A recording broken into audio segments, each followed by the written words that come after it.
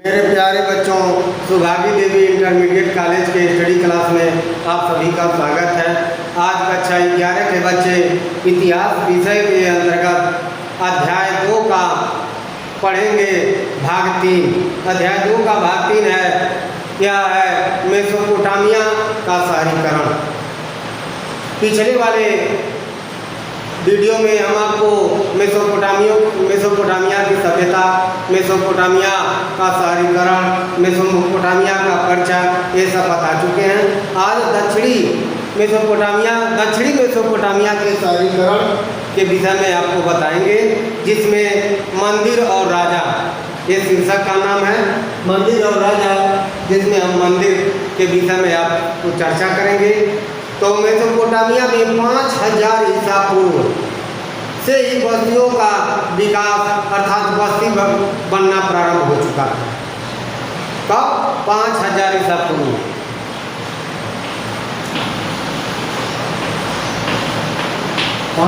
ईसा पूर्व ही पहले ही बस्तियों का निर्माण शुरू हो गया था। कुछ प्राचीन शहरों और कुछ प्राचीन शहर का रूप ले लिया था, जिसमें आपको पिछले वाले वीडियो में बता दिए उन शहरों के नाम, प्रसिद्ध शहर और मुख्य शहर सब बता चुके हैं। आप लोग पढ़ लिए होंगे, देख लिए होंगे। तो कुछ प्राचीन शहरों के रूप ले लिए थे, उनमें 3 तरह के थे। ये जो शहर बने थे, उन शहरों का निर्माण 3 तरह से था। कौन? वे शहर जो मंदिर के चारों ओर विकसित हुए। पहला क्या है?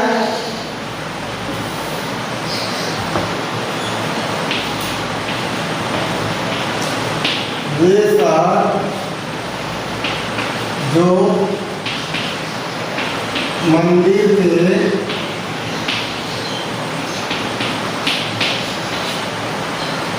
चारों ओर विकसित हुए। वे शहर जो मंदिर के चारों ओर विकसित हुए।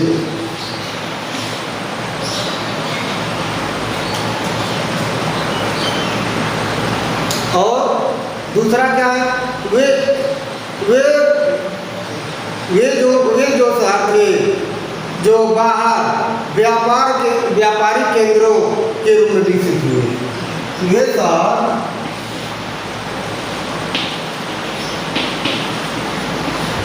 जो व्यापारी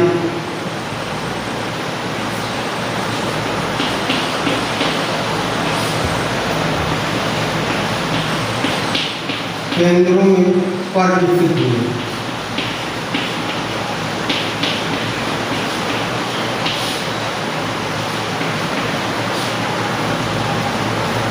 तीसरा क्या है? तीसरा है शेष शाही शहर। क्या है?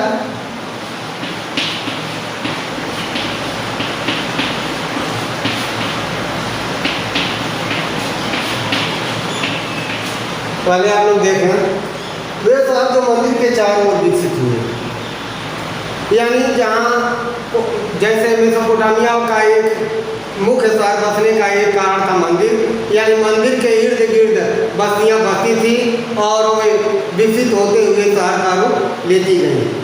तो वे शहर जो मंदिर के चारों ओर विकसित हुआ, ऐसे शहर जो मंदिर के चारों ओर विकसित हुए, उनका निर्माण हुआ था। वे शहर जो व्यापारिक केंद्रों पर विकसित हुए, जैसे मान लीजिए जहाँ से व्यापार का कार्य किया जा रहा था, जैसे बड़े बड़े बंदरगाह थे, जहाँ पर जहाज़ों द्वारा वस्तुओं का आदान प्रदान होता था, ऐसे जगह पर जो शहर विकसित हुए वे व्यापारिक केंद्रों पर कहे जाते हैं। शेष शहर जो है, शेष शाही शहर, वे शेष शाही शहर इसे कहते हैं जहाँ पर कुलीन वर्ग या शाही वर्ग या धनी वर्ग जहाँ पर अपनी वस्तुओं का निर्माण किए और वह शहर के रूप में विकसित होता चला गया, वे शाही शहर में आते हैं।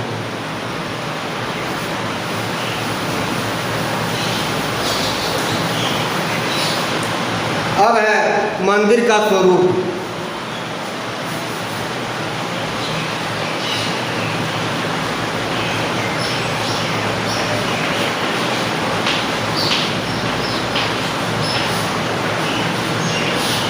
मंदिर का स्वरूप अर्थात ढांचा, अर्थात उसका निर्माण कैसे मंदिर होते थे। मंदिर ईंटों से बनाए जाते थे। मेसोपोटामिया में जो भी मंदिर बने हैं ईंटों से बने हैं। समय के साथ उनका आकार बढ़ता गया। पहले छोटे रूप में मंदिर बनाए जाते थे, लेकिन धीरे धीरे समय बीतता गया और मंदिर का आकार विशाल होता गया, भव्य होता गया, बढ़ता गया। क्योंकि उनके खुले वे जब विकसित होने लगे, जब मंदिर बड़े रूप में बनने लगे, तो वे मंदिर कैसे होते थे। केंद्र में मुख्य देवता केंद्र में होता था, उसके इर्द गिर्द दीवारें होती थी। मान लीजिए जैसे यहाँ पर इसमें देव हैं और इसके बाद ये आंगन टाइप होता था, उसके बाद फिर बरामदा होता था। ऐसे ही मंदिरों के निर्माण होने लगे। तो वही बात बताया जा रहा है, जे खुले आंगन के चारों ओर कमरे होते थे। मान लीजिए खुला आंगन है, ऐसे चारों ओर कमरे बनाए गए होते थे। यही बताया जा रहा है, चारों ओर कमरे बने होते थे। कुछ प्रारंभिक मंदिर साधारण घरों जैसे होते थे। पहले के जो पुराने मंदिर देखा जाए तो पहले साधारण तरीके से जो इस समय रूम बनता है, घर होते हैं, ऐसे होते थे। उनकी बाहरी दीवारें कुछ विशेष प्रकार से मुड़ी हुई रहती थी। जैसे मकान होता है, लेकिन एक विशेष प्रकार से थोड़ा सा मुड़ी हुई होती थी। कोई भी देवता, यानी उस मंदिर में कोई भी देवता होता था, उसकी लोग पूजा अर्चना करते थे। लेकिन कोई भी देवता हो, कोई भी इष्ट देव होता था, वह आराध्य, वह उन लोगों का आराध्य केंद्र बिंदु था। जो देवता था वही उनका केंद्र बिंदु था। उसी के इर्द गिर्द अपने कार्य को लोग करते थे। लोग देवी देवताओं को क्या चढ़ाते थे, चढ़ावा रूम में लोग अन्न भी चढ़ाते थे, दही चढ़ाते थे और मछलियाँ भी अर्पित किया करते थे। आराध्य देव की को पशु का स्वामी माना जाता था। आगे चलकर मंदिर मुख्य संस्था का रूप ले लिया। यही जैसे आगे चलकर देखा गया कि यही मंदिर मुख्य संस्था का रूप ले लिया। एक संस्था बन गई, जिसके नियम बन गए, जिसके बहुत से कार्य होने लगे। उन कार्यों का सुचारू रूप से कार्य का नियंत्रण करने वाला उसका पुजारी या मेन देख रेख करने वाला ही था, वह उसका अध्यक्ष बन गया। इस प्रकार मंदिर जो है मुख्य संस्था का रूप धारण कर लिया और वे मंदिर का जो मुखिया होता था वह आधिपत्य रूप में रहने लगा। लोगों पर जैसे शासन लोग करते हैं, इस रूप में वह मुखिया बन गया। अब आगे आता है राजा।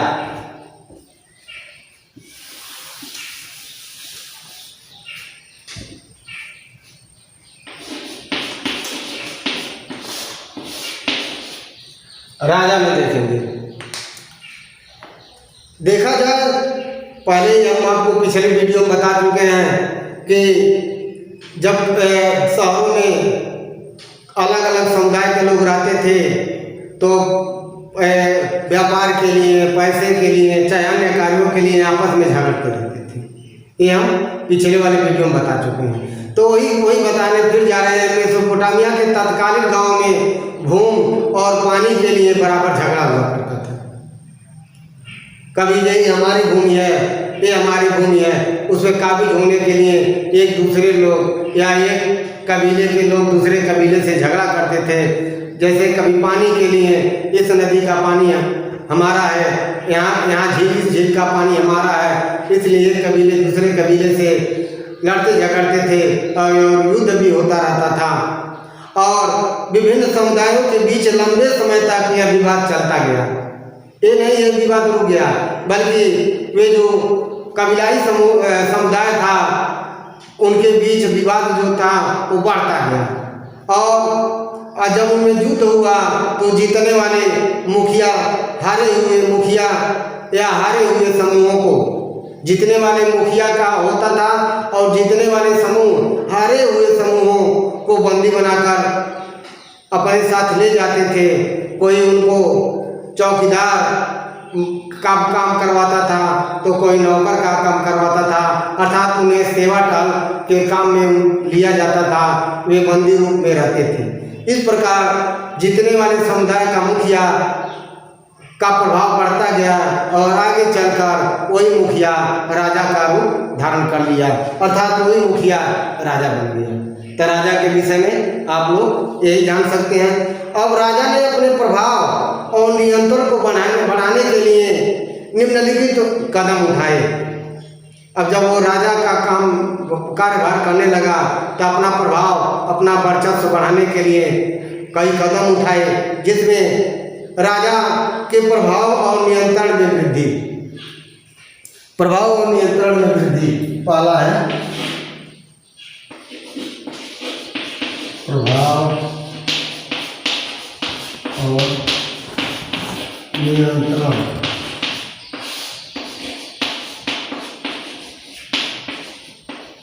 में वृद्धि। पहले लिख दें 3 प्रभाव हैं, तीनों प्रभाव को, तब उसके बाद हम इस पर चर्चा कर रहे हैं। दूसरा है सामुदायिक सुरक्षा।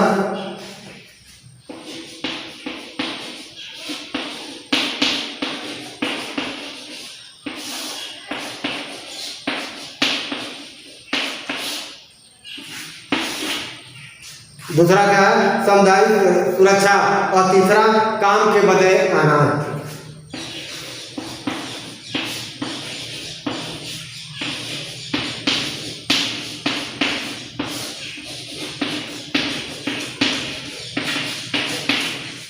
अब आप लोग देखें प्रभाव और नियंत्रण में वृद्धि। जब राजा या किसी समुदाय का मुखिया या राजा जब एक कबीले को अपने अधीन कर लेता था तो उसके इर्द गिर्द के कबीले को भी जीतने का प्रयास करने लगा और अपने अधिकार क्षेत्र में उस कबीले को ले लिया, यानी उस कबीले की भूमि को अपने भूमि में समाहित कर लिया। इस प्रकार उसका प्रभाव और बढ़ गया, उसके क्षेत्र का विस्तार बढ़ गया और वे सब जो अलग कबीले होते थे उन वे समुदाय लोग, यानी उनके जो मुखिया हो या सदस्यगण थे, वे सब इसके अधीन होने लगे। ऐसे ही है, तो इसलिए कहा जा रहा है प्रभाव और नियंत्रण में वृद्धि। जब राजा हुआ तो उसका पहला काम ये किया कि अपने वर्चस्व को बढ़ाने का काम किया और लोगों को नियंत्रित करने लगा, अपने अधीन करने लगा। अब अगला उसके बाद है सामुदायिक सुरक्षा। सामुदायिक सुरक्षा में आप लोग ये देखेंगे, सामुदायिक सुरक्षा में ये देखेंगे राजा का जो समुदाय था, राजा जिस समुदाय का मुखिया था या राजा था, उस समुदाय को सुरक्षा प्रदान करना उसका परम कर्तव्य था। यानी उसके खाने की व्यवस्था, उसके भूमि की व्यवस्था या बाहरी आक्रमण से सुरक्षा, ये काम राजा का हो गया, ये दायित्व तो राजा का हो गया। इस प्रकार सामुदायिक सुरक्षा का कार्य राजा करने लगे। अब तीसरा है काम के बदले अनाज। राजा जिन लोगों से काम करवाता था, चाहे नौकरी रूप में, चाहे नौकर के रूप में, चाहे चाकर के रूप में, चाहे सेवा के रूप में, जैसे भी आप लोग जाने, तो उनको उस काम के बदले मुद्राएं नहीं देता था, बल्कि उनको अन्न दिया जाता था, उनको अनाज दिया जाता था। चाहे वह व्यक्ति सैनिक के रूप में कार्य करता हो या सेवक के रूप में कार्य करता हो या अन्य जैसे अन्य वित्त विभाग को संभालता है, उन लोगों को काम के बदले अन्न देता था, अनाज देता था। अब इसके बाद आप लोग पढ़ेंगे मेसोपोटामिया का खुदाईकरण, यानी इन्हें मेसोपोटामिया के पुरातात्विक खोज या खुदाईकरण।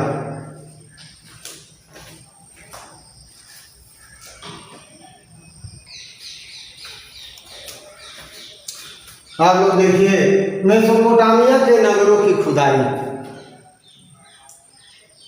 जैसे मेसोपोटामिया के जब नगर का उत्खनन किया गया, यानी यह सभ्यता जाना गया कि यहाँ पर नगर बसे होंगे, इस जगह पर प्राचीन काल में नगर थे, तो उसके जगह पर खुदाई की गई।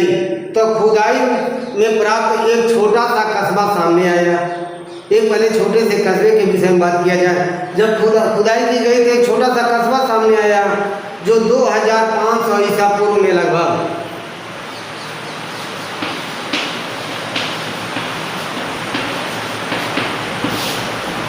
जो 2500 ईसा पूर्व में लगभग 10 हेक्टेयर भूमि,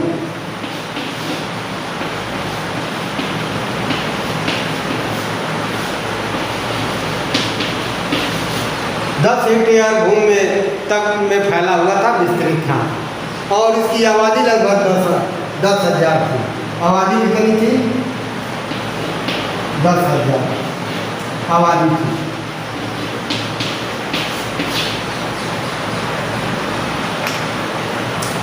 तो आप लोग देखें, खुदाई में प्राप्त खुदाई में एक छोटा सा कस्बा सामने आया। यह कस्बा 2500 ईसा पूर्व में इसका यह कस्बा रहा होगा, यानी यह नगर के रूप या कस्बे के रूप में विकसित हुआ होगा, यह अनुमान लगाया जा सकता है। लगभग 2500 ईसा पूर्व में यह लगभग 10 हेक्टेयर 10,000 नहीं 10 हेक्टेयर भूमि पर बसा हुआ था। इसकी आबादी 10,000 थी, यानी 2500 ईसा पूर्व में ये कस्बा मेसोपोटामिया में था और 10 हेक्टेयर भूमि पर तक यह फैला हुआ था और उसकी आबादी 10,000 थी। इसकी दीवार की ऊपरी परतों के सर्वप्रथम खरोच कर निकाला गया। सर्वप्रथम जब खुदाई हुई तो इस कस्बे में जो पुरानी दीवारें थीं उसको खरोच को ऊपरी परत को खरोच कर निकाला गया। और इस प्रक्रिया में सर्वप्रथम यह धारदार चौड़ी और धारदार सिरे से कुछ सिरे वाले औजारों से यह कार्य किया गया, इसको खरोचा गया।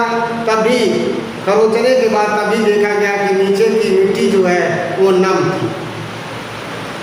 ठीक है, इस प्रकार पुरातात्विक विदों ने या पुरातत्ववेताओं ने इसके अलग अलग रंगों, अलग अलग विशेषताओं का पता लगाया और इसके बनावट और ईंटों और दीवारों की स्थितियों के विषय में विशेषताओं को पता लगाए।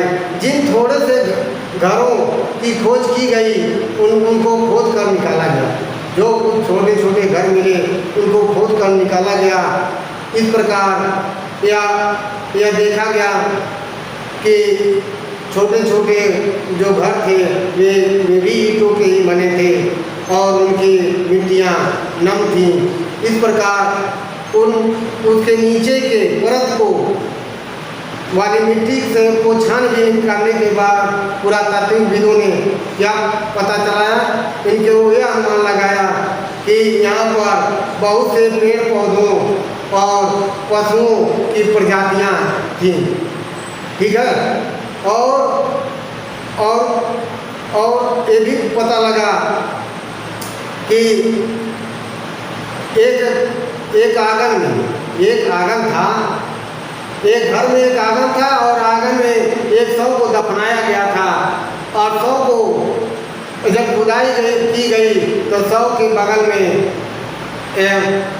कुछ छोटी छोटी हड्डियाँ मिली, जो ये अनुमान लगाया गया ये सुअर के मांस को शव के पास दफनाने के बाद रखा जाता था उसे खाने के लिए। ठीक है, और उसके बाद फिर खुदाई करने में ये भी सामने आया कि छोटे छोटे जली हुई मछलियों की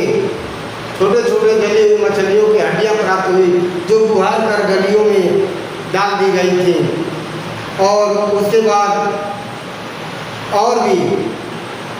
और इसके अलावा गोबर की उपल क्या होता है, जो गोबर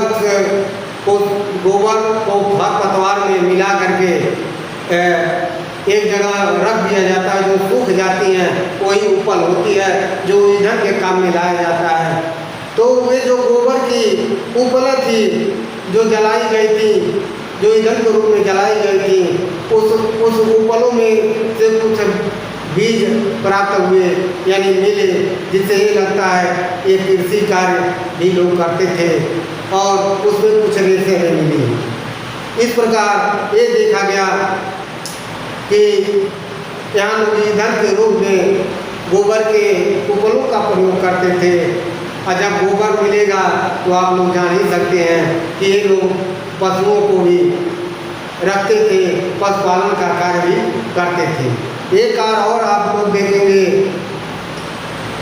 पशुपालन में, आप लोग तो जानते हैं जब सुअर के मांस की बात आई, इससे ये लगता है कि ये पशुपालन के रूप में सुअर को भी पालते थे। और ये भी मालूम होता है कि जब उनके फर्श, जैसे जो मकान मिले हैं उनके फर्श और छतों का भी अनुमान लगाया गया। यानी छत पर एक उनके कमरे की छतों को देखा जाए तो पोलर की लंबी लंबी लट्ठें, खजूर की पत्तियाँ और घास फूस से छतें लगाई जाती थी, और कुछ कमरे तो बिना छत ही के होते थे। अब आता है आपका मेसोपोटामिया संस्कृत में शहरों का महत्व।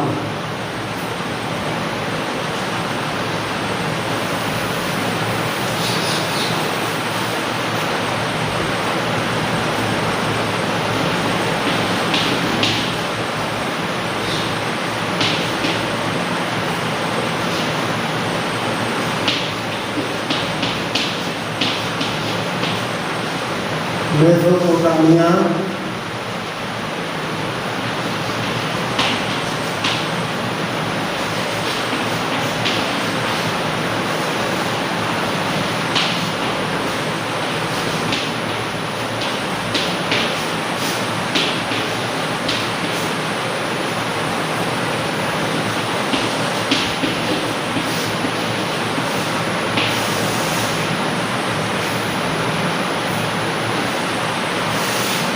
मेसोपोटामिया संस्कृत में शहरों का महत्व।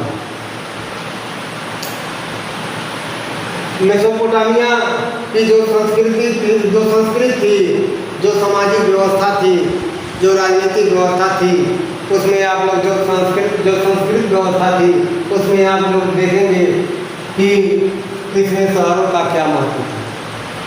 तो मेसोपोटामिया के निवासी शहरी जीवन को बहुत महत्व देते थे।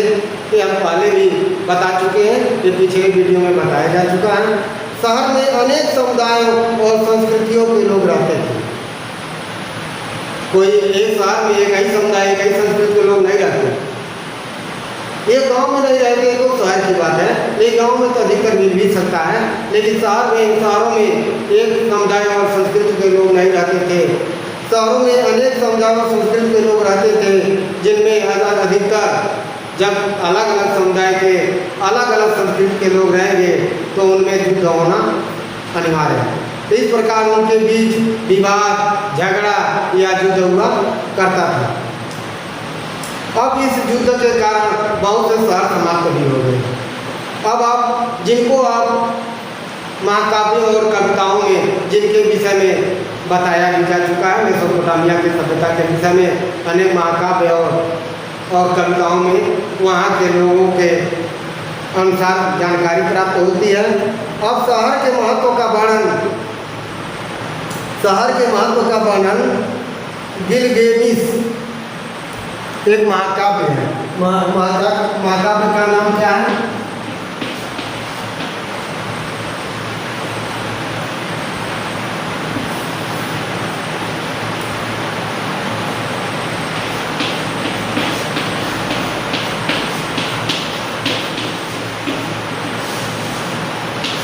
गिलगेमिस। ये क्या है? महाकाव्य है।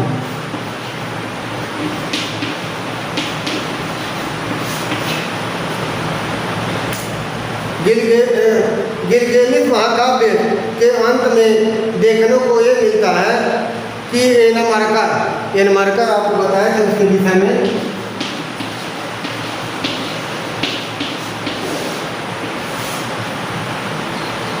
एनमरकर नामक एक वीर योद्धा था जो उरुक प्रदेश का क्या नाम था? यानी उरुक प्रदेश नहीं, नगर। उरुक नगर में उसकी राजधानी थी, उरुक नगर राजधानी थी। और उरुक नगर नियंत्रण करता था। वो ये जो गिलगेमिस जो महाकाव्य है यह 12 पत्रों का है, यानी 12 पट्टिकाओं का है, वही पत्रों का है, 12 पट्टिकाओं का है, जिसमें एनमर्कर के जो एनमर्कर है इसके युद्धों और इसके वीर गाथाओं का वर्णन किया गया है। इसको हम पहले भी बता चुके हैं कि एनमर्कर एक बहुत ही वीर और साहसी योद्धा था। इसका एक मित्र भी था, वह भी बहुत वीर और साहसी योद्धा था। जब इसका एनमर्कर का मित्र की अकस्मात मृत्यु हो गई तो वह उससे दुखित होकर, क्षुब्ध होकर शांति की खोज में बताए हैं आपको कि वह सागरों को पार करता हुआ पूरे पृथ्वी का भ्रमण किया, लेकिन उसे कहीं भी शांति नहीं मिली और अंत में एनमर्कर अपने प्रदेश या अपने नगर उरुक में आया। उरुक में रहने के बाद वे उसे शांति नहीं मिली और एक दिन वह अपने महल में चहलकदमी कर रहा था, अर्थात टहल घूम रहा था। तभी उसकी नज़र एक प्राचीन दीवार पर पड़ी जो ईंटों की बनी हुई थी। उसके बाद वहीं प्राचीन जगह एक भव्य महल का निर्माण कराया। उसके बाद यहीं पर उसका अंत हुआ और काव्य का समाप्ति भी यहीं हो जाती है। तो मेरे प्यारे बच्चों, आप लोग इस वीडियो के अंतर्गत दक्षिणी मेसोपोटामिया के शहरीकरण के विषय में पढ़े हैं और इसके बाद मंदिर, राजा और मेसोपोटामिया के नगरों की खुदाई के बारे में, इन सब चीज़ों के बारे में इस वीडियो के माध्यम से आप लोग जान चुके हैं। अब अगला वीडियो अगले पाठ का अगले दिन बनाएंगे। तब तक के लिए धन्यवाद।